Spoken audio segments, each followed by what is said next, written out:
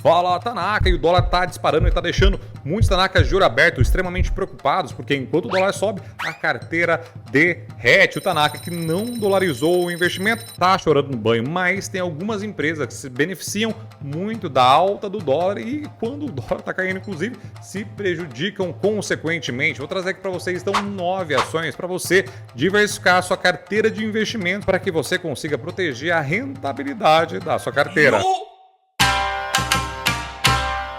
E o dólar, hein, que subiu na nossa cara de novo, mas hoje foi um pouquinho diferente, foi o maior valor intraday desde janeiro de 2023 e atingiu esse pico logo depois das falas do Lula, falando que talvez vai ter que sim arrecadar mais dinheiro ainda. Isso somou ao enfraquecimento do Haddad nos últimos tempos e fez com que o dólar disparasse. Se liga nessa figura gráfica da pirocada do Hulk, subiu demais. E isso é só a pimentinha. Tem muitos fatores mais estruturais, tanto aqui do Brasil quanto lá de fora, que fazem com que a nossa moeda seja uma das piores moedas do mundo em 2024 também. Se você pensar na moeda da Colômbia, você faz, na moeda da Índia, você faz, na moeda da Tailândia, você...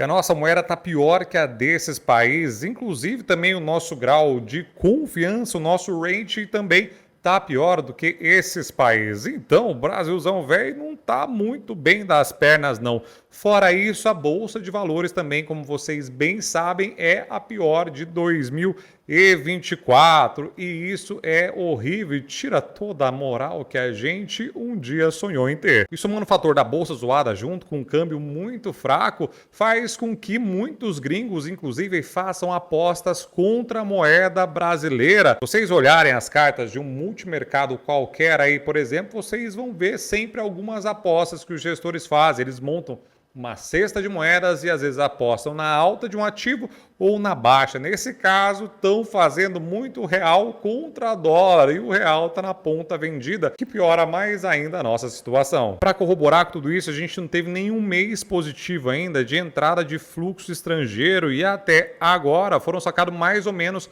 40 bilhões de reais da Bolsa de Valores brasileira. Para vocês terem uma ideia de quão é bizarro, e só no dia 10 de junho eles sacaram 258,5 milhões de reais aqui da Bolsa de Valores brasileira. Antes de eu falar como ele afeta a sua vida, eu vou falar como ele afeta os investimentos. A gente está tendo dia após dia renovações da alta dos DI futuros. Eu já cansei de falar para vocês aqui e que eu sempre recomendo que vocês coloquem no Home Broker, Tanacão, para você acompanhar ali dia a dia e não depender de relatório nenhum. Você vai acompanhando ali e à medida que vai subindo, vocês estão ligados que o risco está aumentando e aqui no Brasil tá subindo, como eu falei, dia após dia. Tanto é que o Tesouro IPCA, o IPCA+, NTNB, já está pagando mais 6 e burdoada. Inclusive isso deixa os cientistas até de mamilo duro, porque isso dá muito tesão neles. Esse foi um dos melhores investimentos dos últimos anos e sem risco nenhum, teoricamente, né? Que é o risco do Brasil. Aí você está falando, mas esse é o maior risco. É verdade. Mas antes do Tesouro quebrar, o Brasil inteiro tem que quebrar para que isso possa acontecer. Então dá para aproveitar também para o Tanaka e Tanaka que gosta de renda fixa também, aproveitar e alocar também num título público para você fazer a marcação ao mercado, depois ter ganho de renda variável em renda fixa. Já fiz um vídeo, vou deixar aqui embaixo para vocês. E esse movimento aconteceu algumas vezes na história e durante crises normalmente. Então prova que nesses momentos é sempre bom você montar posições que você consiga ou carregar ou tirar algum ganho curto com essa tal da marcação ao mercado. Afetando os investimentos, vocês estão ligados que isso desencadeia uma série de consequências zero positivas para o Tanaka, principalmente o Tanaka que não tem muita grana, porque não tem dinheiro para investir, aproveitar a oportunidade. Sempre digo que nessas horas o rico sempre fica mais rico e o pobre sempre fica mais pobre. Por quê, Tanacão? Porque com a taxa de juros muito alta, o Banco Central não vai ter muito espaço ali para cortar os juros mais, principalmente em 2024, que é o ano que todo mundo achava que a Selic ia terminar em 9,5 mais ou menos. Tinha gente acreditando que ia chegar em 9, mas agora a estimativa é que termine acima de 2 dígitos e que inclusive possa voltar a subir. Então é uma questão bastante tensa. Se a inflação está muito alta, o Banco Central não consegue baixar juros. Se o Banco Central não baixa juros, você tem várias consequências, né? Primeiro, o empresário não vai investir no Brasil. Por quê? Porque ele prefere deixar o dinheiro em qualquer lugar que ele tire ali 13%, como o Tesouro Direto está pagando pré-fixado, por exemplo, do que investir, tomar um bulta risco para ganhar 10% de retorno. Então a gente tem essa disparidade primeiro, então não investindo, não tem emprego, consequentemente a gente continua ainda nesse marasmo, né? A economia não decola de vez. Tirando isso, a gente tem consequências diretas também. Então, financiamentos imobiliários ficam mais caros, inclusive não tem muitos lançamentos previstos, justamente por conta desse movimento de taxa de juros muito alta ainda. Vai comprar o carrinho? Taxa de juros alta, financiamento altíssimo, e aí a gente pode ir por menores também. Estou falando aqui do iPhone, tem o Apple Watch, tem o Maczinho aqui, tem coisas xing-lings também, que tudo é em dólar, e aí isso acaba afetando nós, meros mortais, diretamente também. Outra coisa que essa afeta diretamente todo mundo, e aí lasca muito mais o pobre, e pode trazer essa inflação bendita maior, que são as commodities, que todas são negociadas em dólar, o trigo, por exemplo, então o petróleo também. Então isso é um verdadeiro soco no baço de nós, meros mortais brasileiros. Está na Cantal, sei como que a gente pode fazer para a gente se proteger, principalmente com as ações. Vamos começar com ela então, que está sendo falada nos últimos tempos, porque está dando passos maiores do que a perna, está tentando colocar uma jeba maior para dentro do que aguenta, que é a Suzano. Inclusive hoje ela fez uma aquisição e está diversificando também para a parte têxtil. Então a Suzano hoje tem aproximadamente 81% da sua receita em dólar. Em contrapartida, a Suzano também tem muita dívida em dólar. E aí você ganha mais a receita, porém dá uma lascadinha também nas suas dívidas em dólar. Depois a gente tem ela também, uma das queridinhas dos veganos, dos vegueiros, dos veg lovers, que é a VEG, que tem aproximadamente 78% da sua receita em dólar e está cada dia mais internacional a VEGzinha. E a VEGzinha também, para quem não sabe, é uma das maiores fábricas de bilionários desse mundo. Me faz bilionário também, VEGzinha. Outra ação também que está meio no olho do furacão é a Ambipar, que derreteu um bocadão nos últimos tempos. Ela está desalavancando agora, então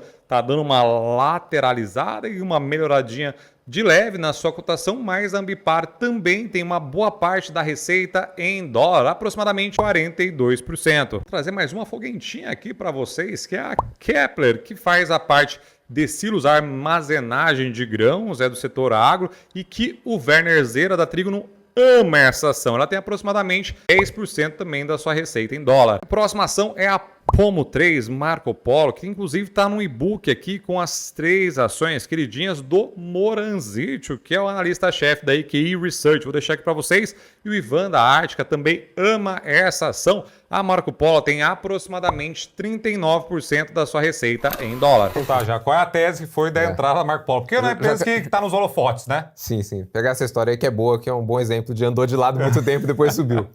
Nós entramos nela no finalzinho de 2019, comecinho de 2020.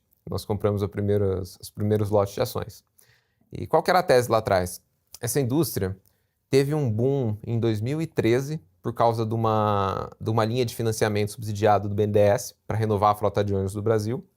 Teve alguns anos recorde de venda lá atrás. E depois entrou num longo inverno, que veio desde 2015, 2016 até 2022. E isso fez com que a frota de ônibus brasileira ficasse muito velha. Então essa frota costumava ficar um pouquinho abaixo de 10 anos, ela já estava em 11 e pouco quando a gente entrou. E a tese era, olha, o ônibus velho quebra, dá problema, a empresa não gosta, os operadores de ônibus não trocam porque sai um ônibus mais legal novo, troca porque o antigo está dando problema, são trocas técnicas. Então essa idade acima do normal vai gerar pressão de compra e em algum momento a demanda vai vir. Aí veio pandemia. Isso eu ia falar, você comprou achando que era o final do inverno, aí do nada esfriou tudo de novo. Ela até chegou a subir um pouquinho, veio a pandemia, a gente não sabia que ia ter pandemia, não sabíamos o tempo que ia demorar, então a gente ficou na tese. E durante a pandemia a gente foi acompanhando quando que a demanda de passageiros voltava, quando as pessoas voltavam a usar ônibus no patamar normal. Isso aconteceu no segundo semestre de 2021.